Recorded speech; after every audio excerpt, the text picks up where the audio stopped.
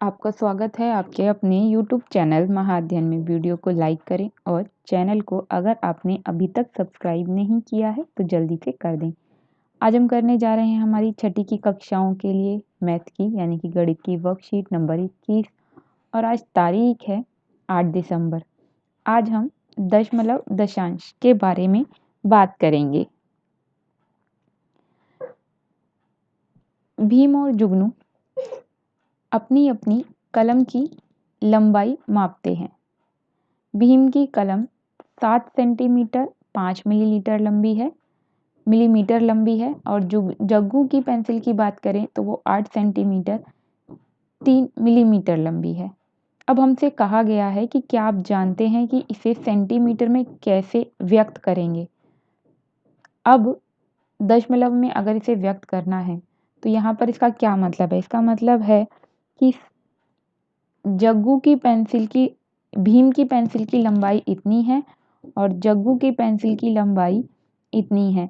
जब इस तरह की भिन्न हमारे पास होती है तो इसमें हमें अच्छे तरीके से पता होता है कि 7 पूरे हैं और जमा में 5/10 है। और हमने सीखा था ये कि अगर नीचे एक 0 है तो हम क्या करते हैं 0.5 ये बन जाएगा। इसका मतलब ये हो गया 7.5। अब भूले तो नहीं हैं, आपको याद है ना पिछली बार हमने ये सीखा ही था कि अगर कोई भिन्न हमारे पास इस तरीके से मौजूद है जिसमें मानकर चलिए ऊपर 4 है और नीचे 10 है और आपसे कहा जाए इसे दशमलव में बदलिए तो आप बदलते थे। एक 0 है तो यहाँ पर एक अंक पहले दशमलव लगाते थे। अगर 2 0 होती थी तो हम 4 एक अंक है तो अपनी तरफ से एक 0 लगाई और ये हो गए 2 अंक और यहाँ दशमलव लगाते थे और नीचे का अंक फिर या ये कहें हर हट जाता था। बस वही करना है यहाँ पर भी। ये 8 पूरे हैं और 3/10 भी है साथ में, तो इसको भी जब हम जोड़ेंगे इस तरीके से जैसे हमने यहाँ पे किया है तो ये आ जाएगा 8.3। ये बहुत ही आसान है, ये हमने पिछली बार सीखा था जो कुछ भी उसी को लेकर अब हम आगे बढ़ रहे हैं या ये कहें कि उसी से संबंधित और कुछ चीज़ें हमने आज यहाँ पर सीख ली। तो ये हम जान गए कि भीम की पेंसिल की लंबाई और अगर हमें जुग्गू की पेंसिल की लंबाई हमें निकालनी है तो वो हम फटाफट निकाल सकते हैं। अब बढ़ते हैं आगे की तरफ। देखिए हमने अभी जो सीखा उसी से संबंधित कुछ और बातें यहाँ पर दी गई हैं। तो स्पष्टीकरण दिया गया है। बाईं ओर 2 है जो पूर्ण संख्या है 3 दशांश स्थिति में है। यहाँ पर दिया है कि ये 2.3 क्या है ये पूछ रहे हैं। इसका मतलब ये है कि 2 पूरा है, ये तो हम जान चुके ही हैं। और अभी अभी मैंने आपको बताया, मैं एक बार फिर से रिपीट कर देती हूँ। 2.3 का मतलब है 2 पूरे हैं और जो 3 है वो है 0.3। और ये 0.3 का क्या मतलब है। अगर मैं आपसे कहूँ कि 0.3 का मतलब बताइए तो आप कहेंगे ये तो बड़ा ही आसान है, ये तो हम अब तक जान ही चुके हैं। 0.3 का मतलब है कि 3/10। ये हम अब तक बहुत बार कर चुके हैं और सीख चुके हैं। पिछली बार की तो पूरी वर्कशीट हमने यही की थी कि दशमलव के बाद 3 है, एक अंक है तो दशमलव हटाकर 3 के बट्टे में 10 लगा देंगे। यहाँ पर इसे समझाने की कोशिश की गई है चित्र के द्वारा।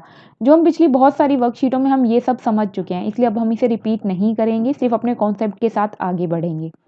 तो अगर 2.3 लिखा हो और आपसे कहा जाए कि इसे इस टेबल में भरिए जो नीचे दी गई है, और नीचे जो टेबल दी गई है उसमें कहा है कि दहाई का अंक कौन सा है, इकाई का अंक कौन सा है और दशांश कौन सा है। तो दशमलव के बाद से शुरू होगा दशांश, दशमलव के बाद।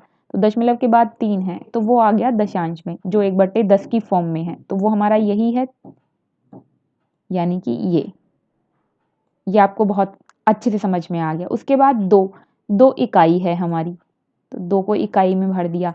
अगर 2 के आगे मानकर चलिए कोई और अंक होता, मान लीजिए हमारे पास संख्या होती 32.3, तो उस स्थिति में 2 इकाई होता और 3 दहाई होता और 3 हम यहाँ पर लिखते, लेकिन 3 हमारे पास नहीं है इसलिए हमने यहाँ पर 0 भर दिया है। तो 2 और 3 ये है हमारी ये टेबल।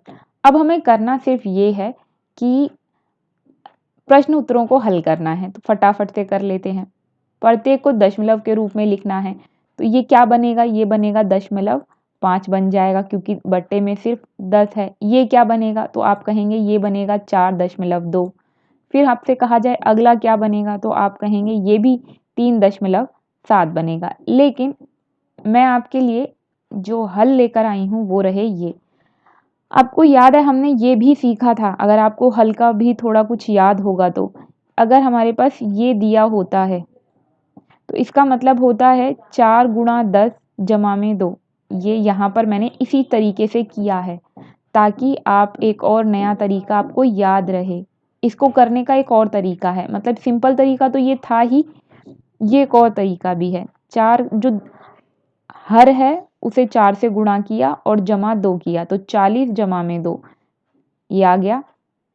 उसके बाद ये जमा कर दी तो 42/2 और 42/10, और 10 से जब इसे भाग करेंगे तो एक जीरो है, और एक जीरो है तो एक अंक से पहले पीछे की तरफ से हमने गिना तो 2 से पहले आ गया दशमलव, और यही हमारा आंसर है जो ऊपर भी हमने निकाला था। आप दोनों तरीके से कर सकते हैं, मैंने यहाँ ये इसलिए किया है ताकि आपको याद रहे ये भी एक तरीका है।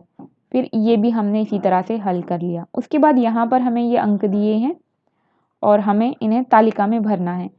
तो दशमलव के बाद वाला 7 दशांश में आ जाएगा और 7 इकाई में।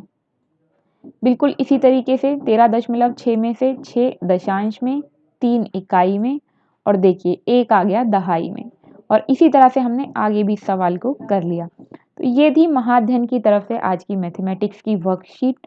मैं उम्मीद करती हूँ इससे मेरे प्यारे विद्यार्थियों को अपना काम करने में और वर्कशीट को समझने में मदद मिली होगी। फिर मिलते हैं ऐसी वीडियोस के साथ, लेकिन आप चाहते हैं महाअध्ययन आपके लिए इसी तरह की वीडियोस लाता रहे तो ज़रूरी है महाअध्ययन चैनल चलता रहे, जिसके लिए ज़रूरी है लाइक, शेयर्स और सब्सक्राइबर्स महाअध्ययन पर बढ़ते रहें। तो फटाफट से वीडियो को लाइक कर दीजिए, हो सके तो शेयर भी कीजिए, और अगर आपने अभी तक चैनल को सब्सक्राइब नहीं किया है तो कर दीजिए। आपकी वीडियो के ठीक नीचे रेड कलर से लिखा है सब्सक्राइब, क्लिक कर दीजिए, कलर चेंज, और अब चैनल हो जाएगा सब्सक्राइब्ड। फिर मिलते हैं ऐसे ही वीडियोस के साथ, तब तक के लिए स्वस्थ रहें, खुश रहें, नमस्कार और धन्यवाद।